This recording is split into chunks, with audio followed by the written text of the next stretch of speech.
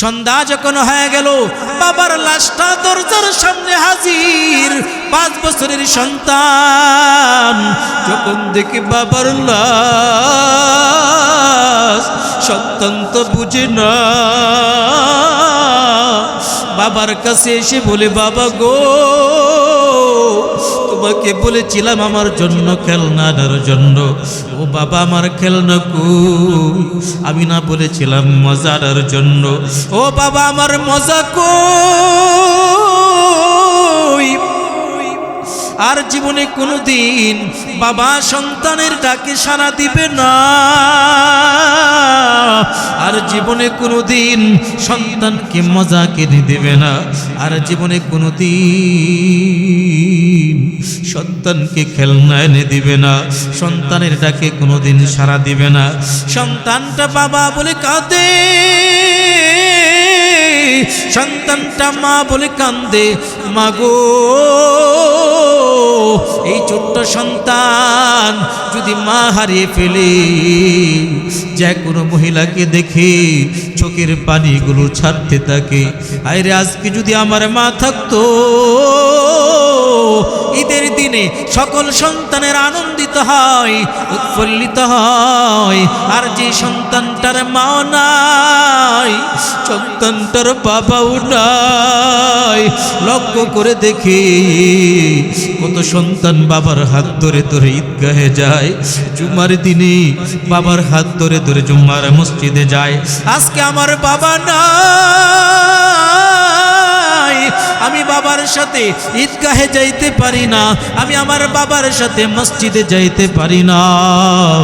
এমন 5 বছরের 6 বছরের সন্তান বুকের মধ্যে কষ্ট নিয়ে বাবাকে খুঁজে, মাকে খুঁজে, মাকে খুঁজে পায় না, বাবাকে খুঁজে পায় না। এবার যখন জানাজা কমপ্লিট হয়ে গেল, আমাকে নিয়ে কবরের উদ্দেশ্যে রওনা হয়।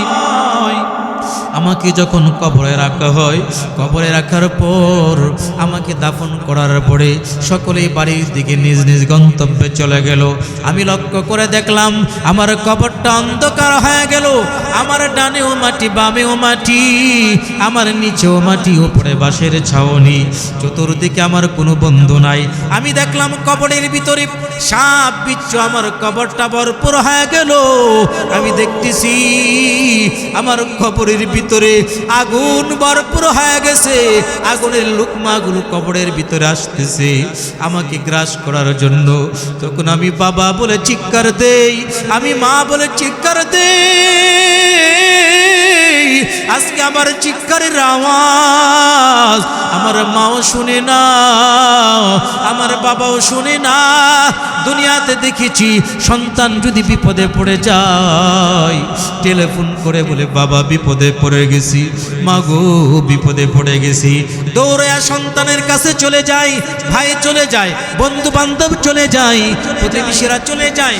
কবরের ভিতরে আমি চিৎকার করতে থাকবো, বাবাকে ডাক দিব বাবা, মাকে ডাক দিব, বন্ধু বান্ধবকে ডাকবো, কেউ আমার ডাকে সাড়া দিবে না, আমার আওয়াজ কেউ শুনবে না। কবরের ভিতরে যখন আযাব শুরু হয়ে যাবে, কিয়ামত পর্যন্ত আমার কবরটা সাপ বিচ্ছু দ্বারাতে ভরপুর হয়ে যাবে। কিয়ামত পর্যন্ত আমার কবরের ভিতরে জাহান্নামের আগুন দাউ দাউ করে জ্বলা শুরু হয়ে যাবে। আর যদি আমার আমলটা বলা হয়, ঈমান নিয়ে যদি আমি আমার কবরে যেতে পারি, ঈমানের সাথে যদি আমি আমার কবরে যেতে পারি, তাহলে আমার কবরটা জান্নাতের বাগান হয়ে যাবে।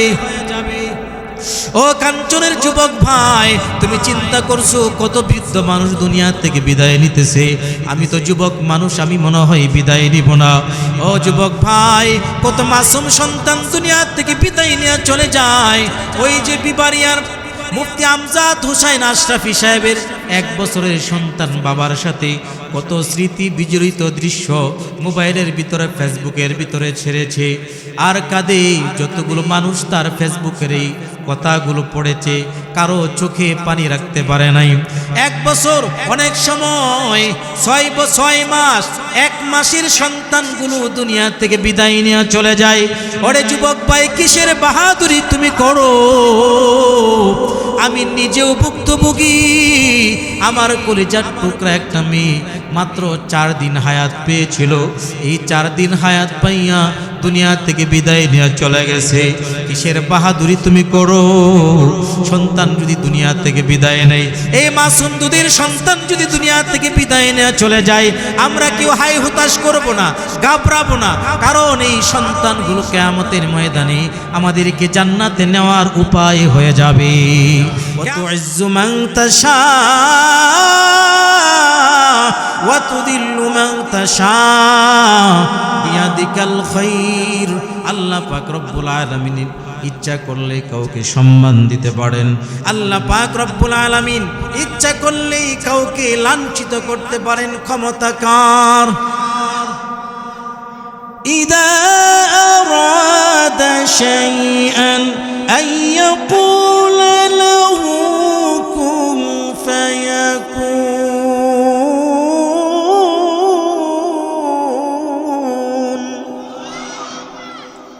আল্লাহ পাক রব্বুল আলামিন বলেন, আল্লাহ যখন কোনো কিছুর ইচ্ছা করেন শুধু কোন বলে, কোন বলার সাথে সাথে ওই জিনিসটা হয়ে যায়। সুপ্রিম পাওয়ার, একমাত্র ক্ষমতার একচ্ছত্র মালিক, জোরে বলেন কে? ওয়া ইলাহুকুম ইলাহু ওয়াহিদ লা ইলাহা ইল্লা হুয়ার রাহমানুর রহিম। আমাদের ইলাহ হলো একজন, আমাদের আইনদাতা হলো একজন, আমাদের বিধানদাতা হলো একজন। আল্লাহ তাআলার নির্দেশ মোতাবেক যদি পরিবার চলে, আল্লাহর নির্দেশ মোতাবেক যদি সমাজ চলে, আল্লাহর নির্দেশ মোতাবেক যদি রাষ্ট্র পরিচালিত হয়, পরিবার সমাজ রাষ্ট্রে শান্তি আসবে। নতবা কোশ্চিন কালেও পরিবার সমাজ রাষ্ট্রে শান্তির আশা করা যায় না, ঠিক কিনা?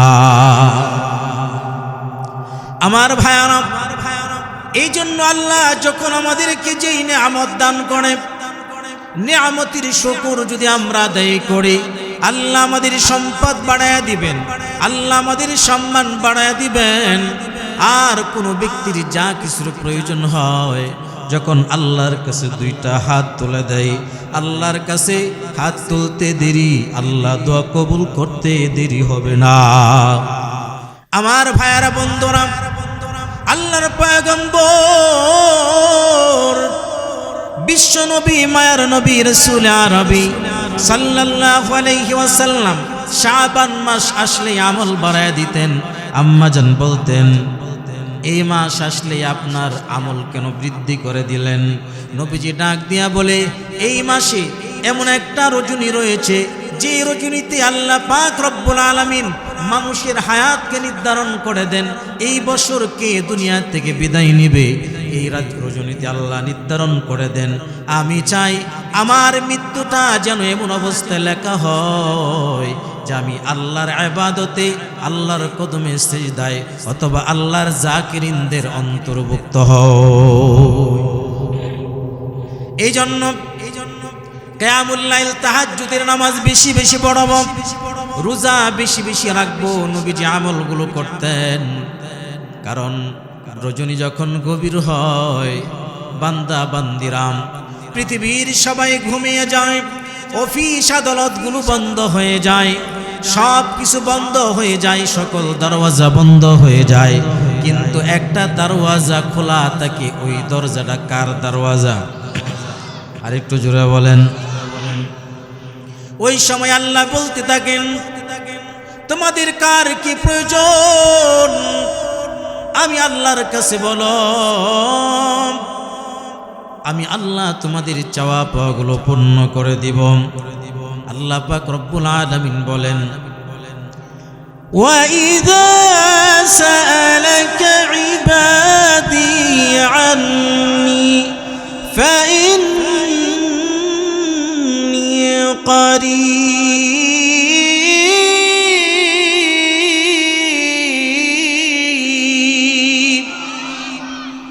আল্লাহ পাক রব্বুল আলামিন বলেন, যখন আমার বান্দা বান্দির আমার কাছে দুইটা হাত তুলে দেয়, তখন আমি আল্লাহর এই বান্দা বান্দিদের একেবারেই নিকটে আমি আল্লাহ পাক রব্বুল আলামিন থাকি। উজিবু দাওয়াতাদ দাঈ ইযা দাআন, আমার বান্দা বান্দীরা যখন আমি আল্লাহর কাছে চাই, আমি আল্লাহ তাদের চাওয়া পাওয়াগুলো পূর্ণ করে দেই। আমার ভাইয়ারা, ভূমিকা ছাড়াই বয়ান শুরু করে দিয়েছি, কারণ আমার পরে আলোচক একজন আছে। কোরআনে কারীমের সূরা আনকাবুতের 57 নম্বর আয়াতে কারিমা তেলাওয়াত করেছি। এই আয়াতের মাধ্যমে আল্লাহ পাক রব্বুল আলামিন আমাদেরকে এমন একটা সংবাদ শোনায়া দেন, যে সংবাদটা পৃথিবীর সমস্ত প্রাণীর কানে একদিন না একদিন আসবে। এই সংবাদটা সবাই পাবে, কেউ এই সংবাদ থেকে মাহরুম হবে না। আল্লাহ পাক রব্বুল আলামিন বলেন, কুল্লু নাফসিন যায়িকাতুল মাউত সুম্মা ইলাইনা তুরজাউন।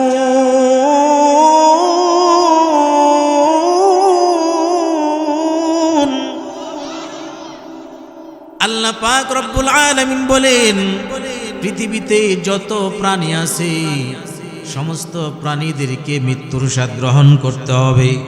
যারা এই পৃথিবীতে আগমন করেছে কেউ বলতে পারবে না আমি বেঁচে থাকব। যত বড় ক্ষমতাধর হোক, যত টাকার মালিক হোক, যত সম্মানের চেয়ারে বসুক না কেন, আপনারা বলেন তো তার কাছে মালাকুল মউত আসবে কি আসবে না? আরো জোরে বলেন। এমপির কাছে আসবেনি, মন্ত্রীর কাছে, প্রধানমন্ত্রীর কাছে, সবার কাছে মালাকুল মউত আজরাইল আসবে।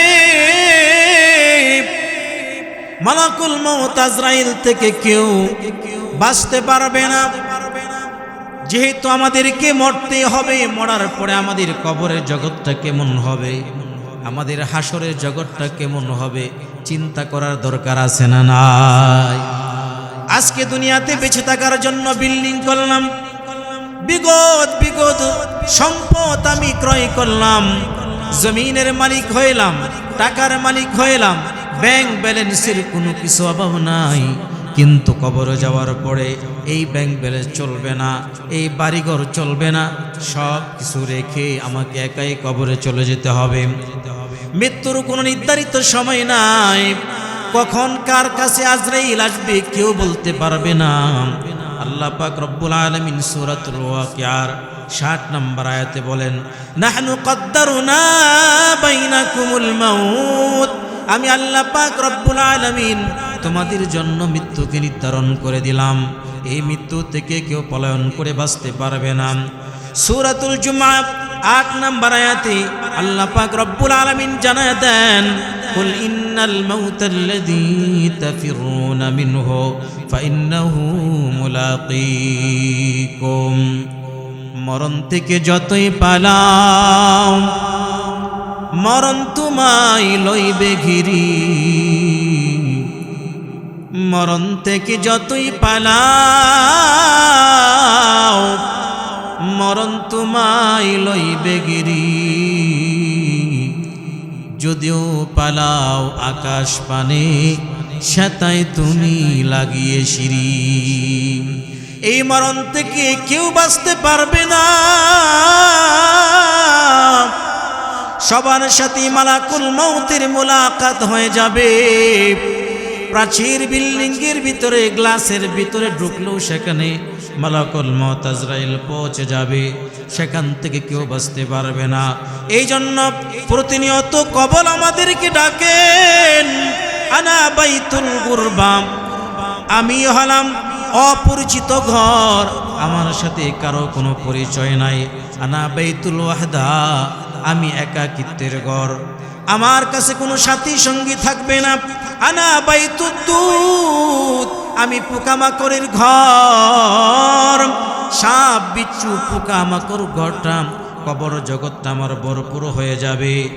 আল্লাহ নবী সাল্লাল্লাহু আলাইহি সাল্লাম বলেন, কবর আমাদেরকে বলেন, আনা বাইতুত তুরাব, তুমি এয়ার কন্ডিশনের ভিতরে রাত্রি যাপন করেছো, দামি দামি বিছানায় তুমি রাত্রি যাপন করেছো, আমার কাছে আসলে দামি বিছানা পাইবা না, এয়ার কন্ডিশন পাইবা না, বরং আমি কবরটা হলাম মাটির ঘর। এই মাটির গড়ে পোকামাকড় সাপ বিচ্ছু যে ঘরটা ভরপুর হয়ে যাবে, যে ঘরের ভিতরে আগুন ভরপুর হয়ে যাবে, ওই ঘরের ভিতরে দুনিয়ার আমলে সলে ছাড়া অন্য কিছু আমার কবরের সাথী হবে না। এই জন্য এই কবরের ভয়, মৃত্যুর ভয় আমাদের অন্তঃকরণের ভিতরে ঢুকাইতে হবে। কবরে কেমনি আমরা একা থাকবো রে ভাই? আল্লাহর পয়গম্বর বিশ্বনবী মহানবী রাসূল আরবি সাল্লাল্লাহু আলাইহি ওয়াসাল্লামের সুখ দুঃখের সাথী ছিলেন হযরতে খাদিজাতুল কুবরা রাদিয়াল্লাহু তাআলা আনহা। তিনি মৃত্যুকে কিভাবে ভয় পাইতেন, কবরকে তিনি কেমন ভয় পাইতেন। হযরতে খাদিজাতুল কুবরা রাদিয়াল্লাহু তাআলা আনহা তিনি আল্লাহর তরফ থেকে জান্নাতের সুসংবাদ পাওয়ার পরেও তার ভিতরে এত ভয়।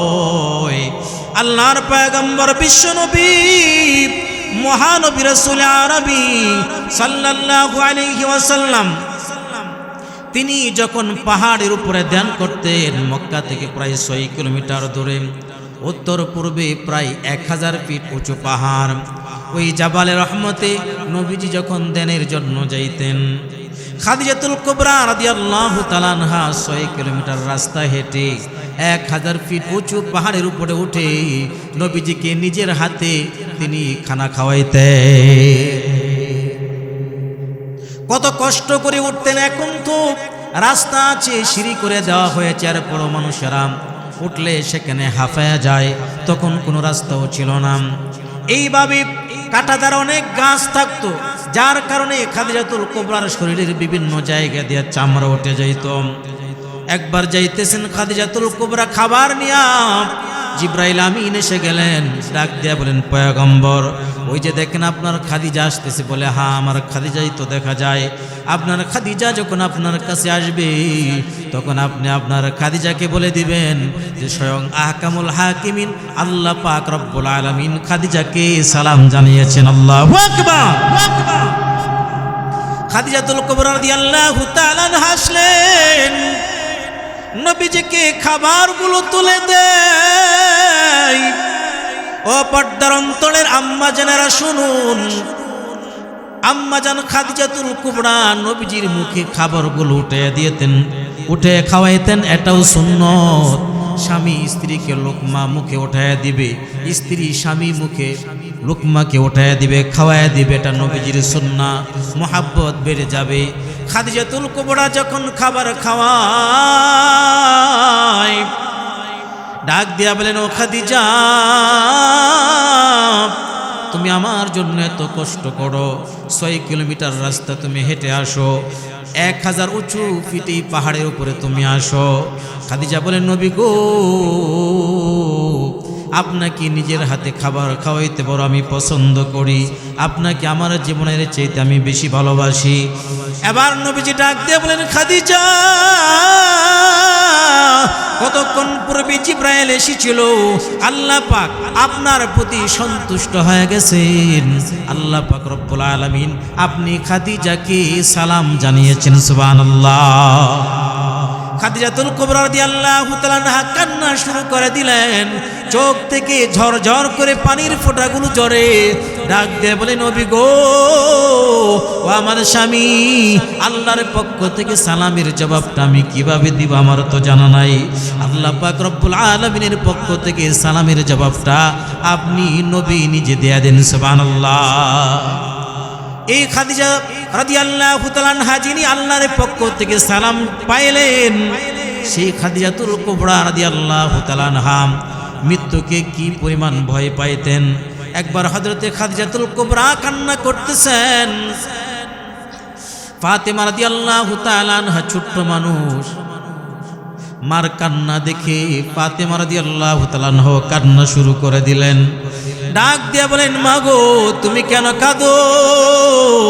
তোমার কান্না আমার সহ্য হয় না গো মা, তোমার তোমার কান্না আমার সহ্য হয় না। বলে ততক্ষণ পর্যন্ত কান্না বন্ধ করব না যতক্ষণ পর্যন্ত তোমার বাবা ফিরে না আসবে। আর তোমার বাবা যখন ফিরে আসবে তোমার বাবাকে বলবাম আমি 3টা শর্ত দিব, 3টা শর্ত যদি মানতে পারে তাহলে আমি খাদিজা কান্না বন্ধ করব না, অথবা বন্ধ করব না। নবীজি ঘরে আসলেন, দেখে খাদিজা কান্দে, ফাতেমাও কান্দে। ডাক দিয়া বলেন, ও ফাতেমা কেন কান্দ?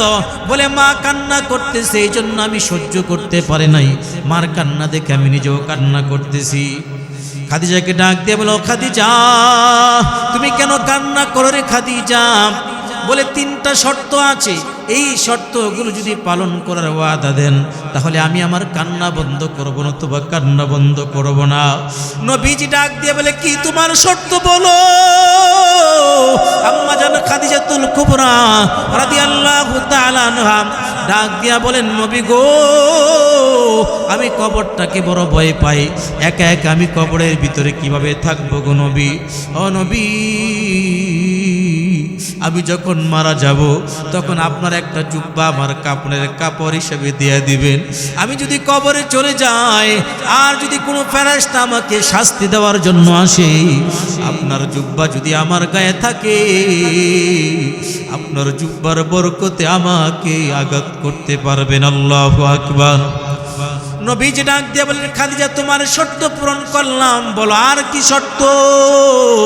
বলে 2 নাম্বার শর্ত হলো, খাদিজা কো ও খাদিজাতুল কুবরা 2 নাম্বার শর্ত কি তুমি বলো? এবার খাদিজাতুল কুবরা ডাক দিয়ে বলে, 2 নাম্বার শর্ত হলো যখন আমি মারা যাব আমাকে নিজের হাতে আপনি কবরে নামাইবেন। বলে ঠিক আছে, 2 নাম্বার শর্ত পূরণ করা হলো। এবার বলো 3 নাম্বার শর্ত কি? আমাকে যখন কবরস্থ করা হবে, সবাই যখন নিজ বাড়িতে চলে যাবে, আপনি কিন্তু যাইবেন না। কবরের ভিতরে ফেরেশতা আমাকে প্রশ্ন করবে, মান রাব্বুকা ওয়া মা দীনুকা মান হাদার রাজুলুল্লাযী বুইসা ফীকুম। আমার ভয় হয় আমি কি কবরের সওয়াল জবাবগুলো সঠিকভাবে দিতে পারবো কিনা। আমার পক্ষ থেকে আপনি প্রশ্নের জবাবগুলো দেয়া দিবেন। কিছুদিনের ভিতরে খাদিজাতুল কুবরার ইন্তেকাল হয়ে গেল। নবীজি শর্ত পূরণ করলেন। নবীজি নিজের জুব্বা মুবারক কাপড়ের কাপড় হিসাবে দিলেন। নবীজি সাল্লাল্লাহু আলাইহি ওয়াসাল্লাম নিজের হাতে খাদিজাকে কবরে নামাইলেন। সবাইকে বললেন, তোমরা সবাই চলে যাও, আমি পড়ে যাব। আবু বকর সিদ্দিক বলেন, নবী গো সবাই তো চলে যায়, চলুন। নবীজি বলেন, না তোমরা চলে যাও, আমার খাদিজার সাথে ওয়াদা আছে। সবাই যখন বাড়িতে চলে গেল, দীর্ঘ সময় হয়ে গেল। হযরত জিবরাইল আমিন আসলেন, ডাক দিয়া বললেন, ওগো পয়গম্বর যান না। বলে আমি এই জন্য যাই না, খাদিজার সাথে আমার ওয়াদা ছিল তার প্রশ্নের জবাবগুলো দেওয়ার জন্য, এই জন্য আমি অপেক্ষা করতেছি।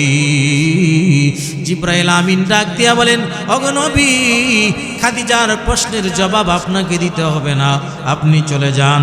আল্লাহ পাক রব্বুল আলামিন নিজের পক্ষ থেকে আপনার খাদিজার প্রশ্নের জবাবগুলো দিয়ে দিয়েছেন। আল্লাহু আকবার। আমার ভাইরা, দুনিয়াতে জান্নাতের সার্টিফিকেট পাওয়ার পর আম্মা জান খাদিজাতুল কুবরার ভিতরে যদি কবরের এত পরিমাণ ভয় থাকতে পারে, তাহলে আপনার আমার অবস্থা কেমন? আমাদের অন্তরের ভিতরে আল্লাহর ভয় কিভাবে ঢুকাইতে হবে? এই মৃত্যুর হাত থেকে কেউ বাঁচতে পারবে না। আজকে বলতে পারবো না আগামীকাল আমি জীবিত থাকবো। আমার ভাইরা, সাদ্দাত হযরতে এই পৃথিবীর বুকে যত পয়গম্বর এসেছেন, সমস্ত পয়গম্বরগণের ভিতরে একজন পয়গম্বরের নাম হলো হযরতে হুদ আলাইহিস সালাম। হযরতে হুদ আলাইহিস সালাম সাদ্দাতকে ডাক দেয়া বলে, ওরে সাদ্দাত, আল্লাহ তোমাকে 1000 বছর বয়স দান করেছেন, তোমাকে দুনিয়াতে বাঁচিয়ে রেখেছেন, আল্লাহ তোমাকে সম্মান দান করেছেন, অঢেল সম্পত্তি আল্লাহ তোমাকে দান করেছেন, সম্মান দান করেছেন। এবার তুমি আমার আনুগত্য করো, আল্লাহর হুকুম পালন করো। বলে যদি আল্লাহর হুকুম পালন করি কি লাভ? বলে আল্লাহর হুকুম যদি পালন করতে পারো তাহলে আল্লাহ পাক রব্বুল আলামিন তোমাকে জান্নাতের মালিক বানায়া দিবে। সাদ্দাত নাফরমান কয়, আল্লাহর জান্নাতে আমার যাওয়ার দরকার নাই, আমি নিজেই জান্নাত বানাবো। নাউজুবিল্লাহ পড়। 300 বছর ব্যয় করলেন। কয়শো বছর? 300 বছর ব্যয় করে সাদ্দাত জান্নাত তৈরি করলো। আল্লাহর তৈরি জান্নাতে সাদ্দাত যাবে না। সাদ্দাত যখন জান্নাত কমপ্লিট হয়ে গেল, উদ্বোধন করার জন্য যখন ভিতরে প্রবেশ করবে, ঠিক ওই মুহূর্তে একজন আগন্তুক ভিক্ষুকের আকৃতিতে তার সামনে এসে হাজির হয়ে বলে, আপনার সাথে কথা বলবো, একটু থামুন। বলে, আমার সাথে কি কথা বলবো? এখন সময় নাই, আমি জান্নাত উদ্বোধন করব। জান্নাত উদ্বোধনের পরে কথা। বলে, কথা বলার সময় যদি না থাকে তাহলে সওয়ারিতে আরোহিত অবস্থায় তোমার মাথাটা একটু নিচের দিকে ঝুঁকায়া দাও, তোমার কানে কানে আমি কথাটা বলে দেই। যখন সাদ্দাত নাফরমান যখন মাথাটা ঝুঁকায়া দেয়, ডাক দিয়া বলে, আমাকে তুমি ভিক্ষুক মনে করেছো? ও সাদ্দাত নাফরমান, আমি ভিক্ষুক না, আমার নাম হলো মালাকুল মউত আজরাইল। এবার সাদ্দাত ভয় পেয়ে গেল, আতঙ্কিত হয়ে যায়। ডাক দিয়ে বলে, আজরাইল ভাই, বড় শখ করে 300 বছর লাগাইয়া জান্নাতটা বানাইলাম, একটু সুযোগ দাও, জান্নাতটা উদ্বোধন করি। এবার তার অন্তরের ভিতরে একটু মায়া লেগে গেল। আল্লাহকে ডাক দিয়া বলে, মালিক, 300 বছর লাগাইয়া সাদ্দাত যে জান্নাতটা বানাইলো, আপনি কি পারেন না তাকে একটু জান্নাতের ভিতরে ঘুইরা জান্নাতটি একটু দেখা, এরপরে তার শখটা মিটাক, এরপরে তার জান কবজ হক। আল্লাহ ডাক দিয়া বলে, আজরাইল, আমি বুঝতে পেরেছি তার জান কবজ করতে তোমার মায়া লাগতেছে, তার প্রতি একটু দয়া লাগতেছে। আমি জানতে চাই, এই সাদ্দাতের পূর্বে জান কবজ করতে যাইয়া তোমার কি আরো কারো ক্ষেত্রে মায়া লেগেছিল কিনা? আজরাইল ডাক দিয়ে বলে, হ্যাঁ, সমুদ্রে একটা জাহাজ চলতেছে, হঠাৎ করে জাহাজটা সমুদ্রের মধ্যে ডুবে যায়। একটা নারী ছিল অন্তঃসত্ত্বা, ওই সময় সে সন্তান প্রসব করে। সন্তান প্রসব করার পরে ওই মহিলা কিছু মধ্যে সন্তানটাকে একটা তক্তার মধ্যে রাখলো। তক্তার মধ্যে রাখার পর আপনি আমাকে হুকুম করেছিলেন ওই দুগ্ধ শিশুর মাকে হত্যা করার জন্য। তখন আমার বড় মায়া লেগেছিল, আমি যদি তার মার জান কবজ করে নেই, এই সমুদ্রের মাঝখানে কাঠের মধ্যে ভাসমান এই দুধের বাচ্চাটার কি উপায় হবে? এই দুধের বাচ্চাটার কি উপায় হবে? এই জন্য আমার দয়া লেগেছিল। এবার আল্লাহ ডাক দিয়ে বলেন, ও মালাকুল মউত, এবার বলো, তার জান কবজ করার পরে ওই যে দুধের বাচ্চাটাকে তক্তার মধ্যে রেখে এসেছিলে, ওই দুধের বাচ্চা সম্পর্কে তুমি কি জানো নাকি? বলে, না, এরপর আর কিছু জানি না। ওই বাচ্চাটাকে আমি আল্লাহ পাক রব্বুল আলামিন আমার কুদরত দিয়া বাসাইতে বাসাইতে সমুদ্রের কিনারায় নিয়ে পৌঁছাইলাম। একটা বাঘনি তার বাচ্চা মারা গেছে, তার স্তনটা দুধে টয়টম্পুর হয়ে গেল, অশান্তি লাগতেছে। পানি পান করার জন্য যখন সমুদ্রের কিনারায় পৌঁছে, তখন ওই বাচ্চার তক্তাটাকে আমি আল্লাহ পাক কুদরতিভাবে ওই বাঘনির স্তনের নিচে আমি নিয়ে গেলাম। বাচ্চা যখন কোনো কিছু ঠোঁটের মধ্যে পায়ে লাগে তখন চুষতে শুরু করে দেয়। বাঘনির স্তনটা বাচ্চা চুষতে শুরু করে দিল। চুষতে চুষতে বাঘনির কাছেও ভালো লাগলো, তার বাসায় নিয়ে গেল। এই বাঘনির দুধ পান করাইয়া করাইয়া আমি আল্লাহ পাক তাকে বড় করলাম। ওরে মালাকুল মউত, ওই যে বাচ্চাটাকে বাঘনির দুধ পান করাইয়া বড় করলাম, ওই বাচ্চাই এই আজকের নাফরমান সাদ্দাত, যে আমার আল্লাহর তৈরি জান্নাতে যাবে না, নিজেই জান্নাত নির্মাণ করেছে। ও মালাকুল মউত, এবার তোমার আদালতে বিচার করো, যেই নাফরমানকে আমি আল্লাহ এইভাবে কুদরতিভাবে বাঘনির দুধ পান করাইয়া বাঁচাইলাম, আমি আল্লাহর শুকর আদায় না করে আমি আল্লাহর সাথে বিদ্রোহ করেছে। এখন বলো, তাকে সময় দেওয়ার প্রয়োজন আছে কি নাই? এবার মালাকুল মউত আজরাইল ডাক দিয়ে বলে, মালিক, না না না, এমন নাফরমানকে একটা সেকেন্ড সময় দেওয়ার কোনো সুযোগ নাই। এই মুহূর্তে আমি আল্লাহ হুকুম করলাম, তার জান কবজ করো। মালাকুল মউত আজরাইল সাদ্দাতের জান কবজ করে নিয়ে যায়। এই জন্য আমরা একটা সেকেন্ড সময় পাবো না। মৃত্যু আমাদের কাছে নিশ্চিত। এই মজলিসের মধ্যে অনেকে আছে মাকে হারিয়ে ফেলেছে, এই মজলিসের মধ্যে অনেকে আছে বাবাকে হারিয়ে ফেলেছে। আর জীবনে কোনোদিন মার সাথে মোলাকাত হবে না, আর জীবনে কোনোদিন বাবার সাথে মোলাকাত হবে না। মা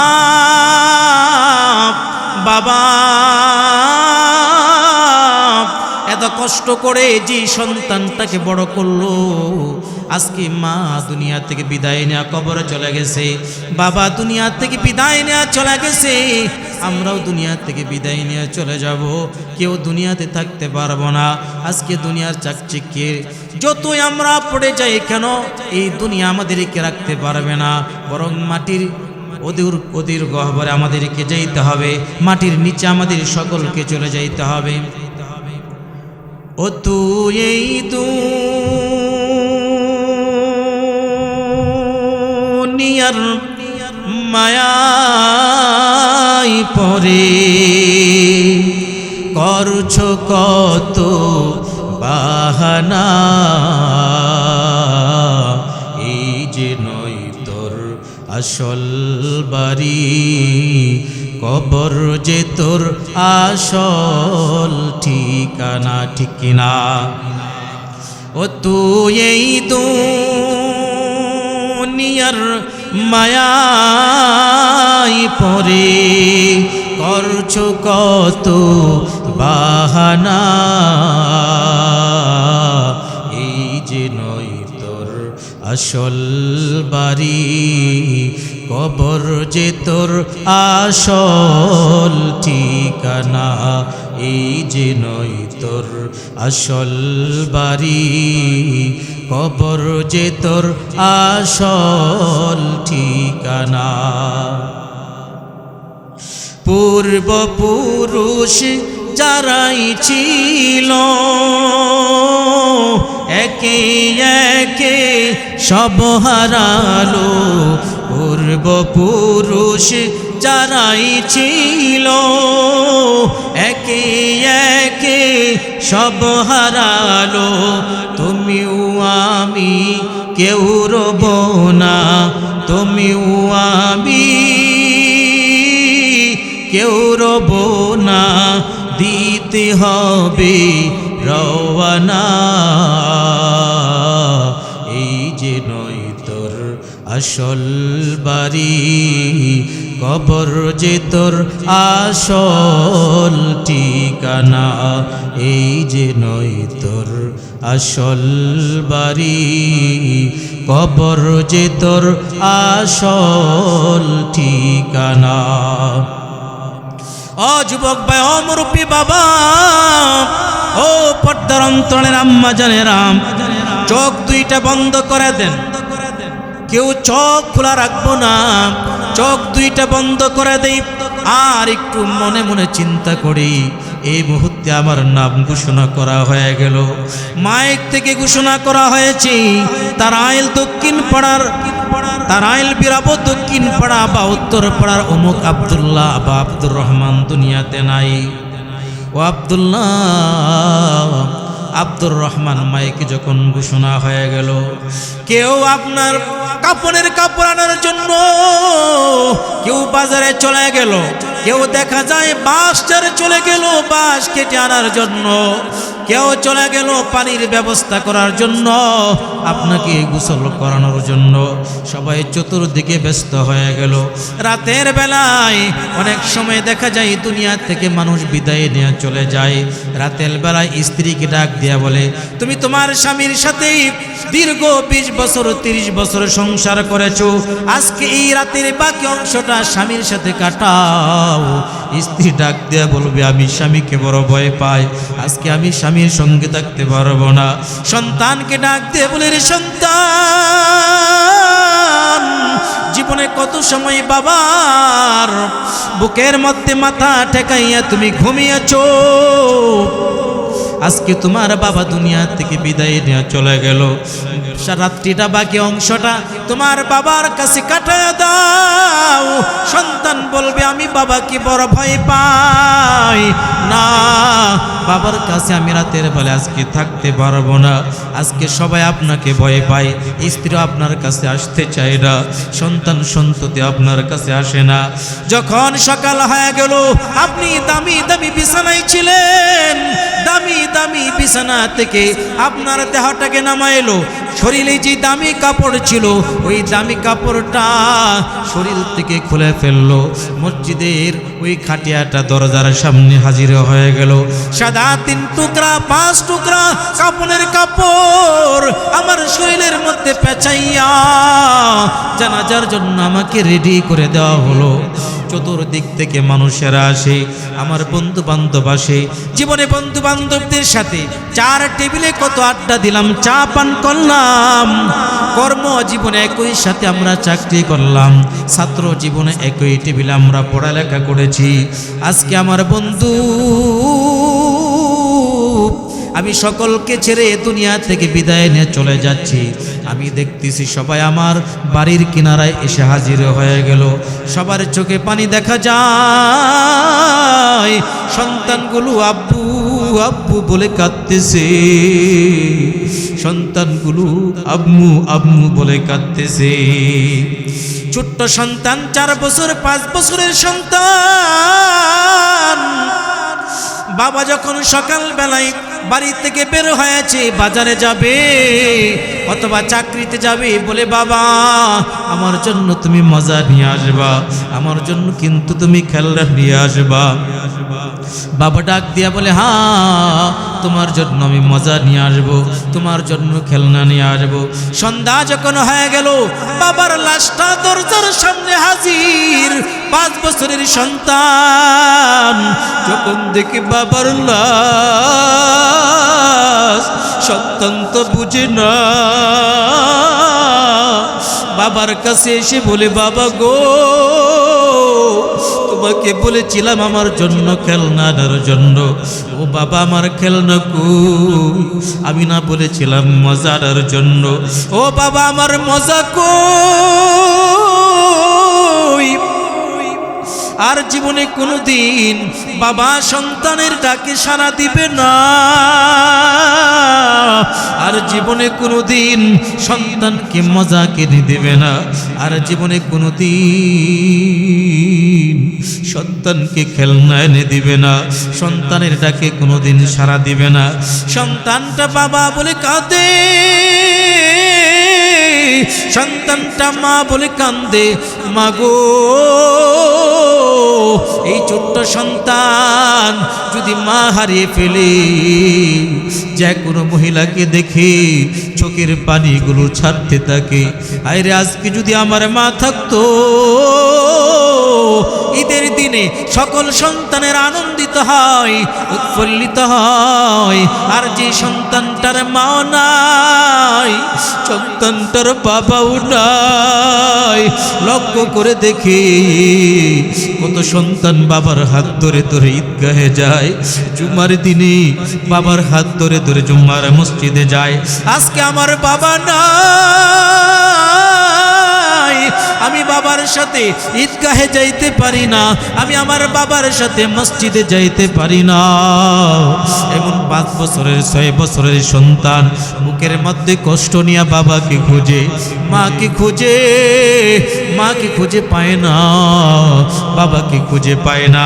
এবার যখন জানাজা কমপ্লিট হয়ে গেল, আমাকে নিয়ে কবরের উদ্দেশ্যে রওনা হয়। আমাকে যখন কবরে রাখা হয়, কবরে রাখার পর আমাকে দাফন করার পরে সকলেই বাড়ির দিকে নিজ নিজ গন্তব্যে চলে গেল। আমি লক্ষ্য করে দেখলাম আমার কবরটা অন্ধকার হয়ে গেল।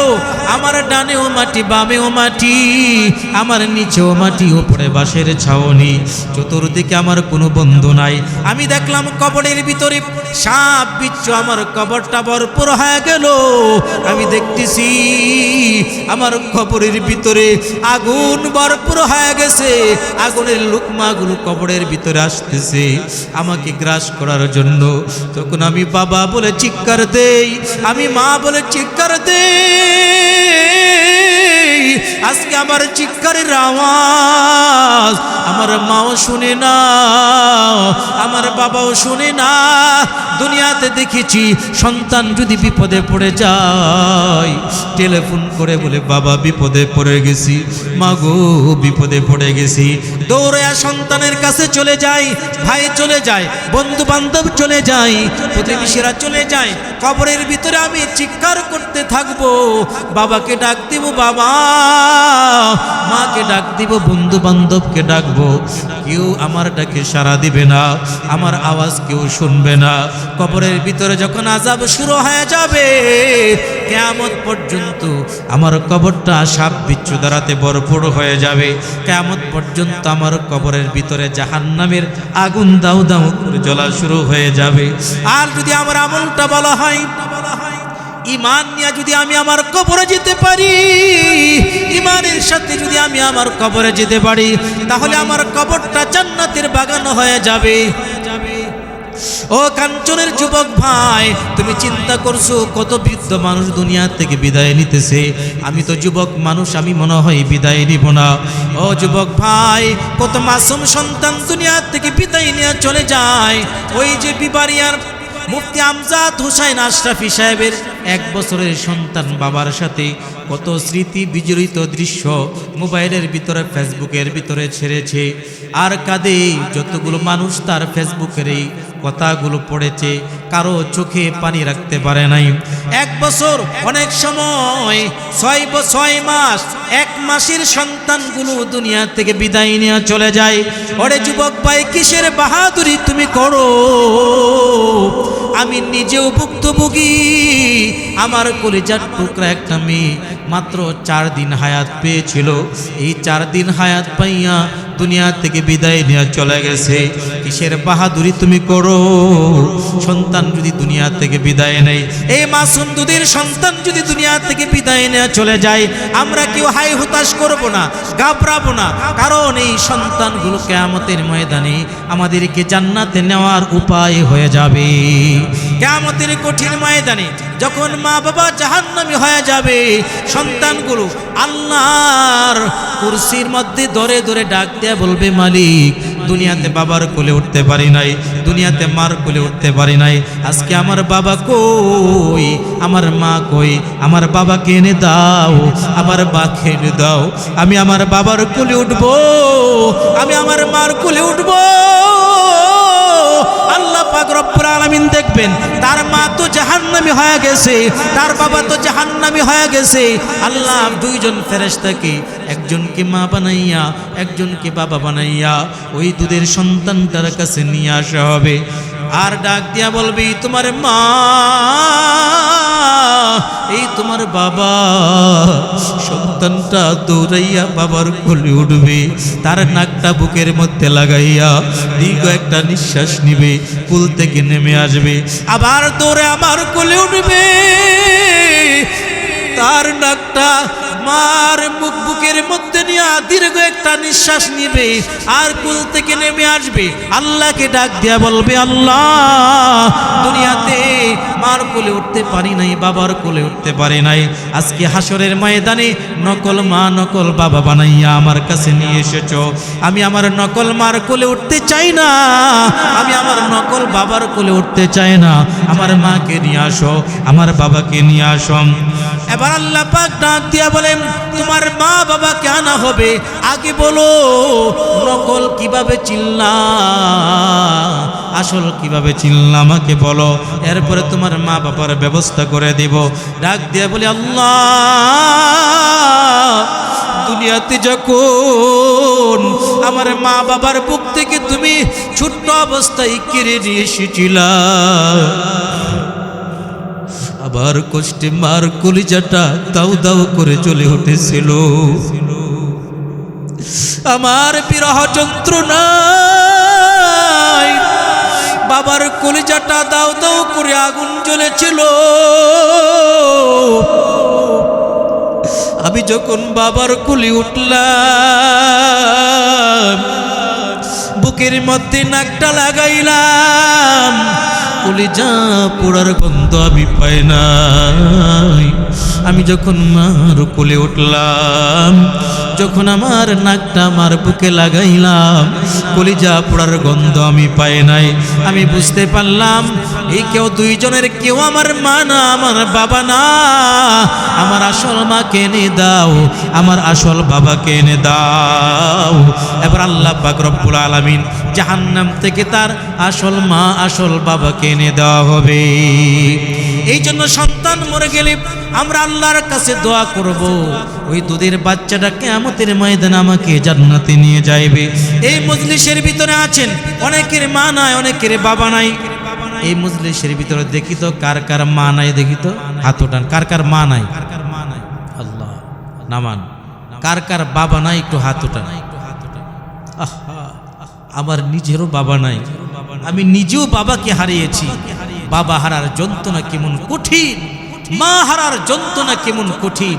দুনিয়ার মা বাবা হারা সন্তান ছাড়া কেউ জানে না, কেউ বুঝে না। এই মার কথা বাবার কথা আপনাদের স্মরণ পড়ে না? কত কষ্ট মা আপনার জন্য করলো, আমার জন্য করলো। আজকে তারা কবরে আছে, আপনার দিকে তাকায় আছে। আহারে, যদি সন্তানগুলো মসজিদের মাহফিলে গেছে আমাদের জন্য একটু ইসালে সওয়াব যদি পাঠাইতো। ইসালে সওয়াব কি? দেখা যায় মসজিদের জন্য আমি আল্লাহর রাস্তায় কিছু দান করলাম, কেন? আমার মা যেন কবরে শান্তিতে থাকে, আমার বাবা যেন কবরে শান্তিতে থাকে।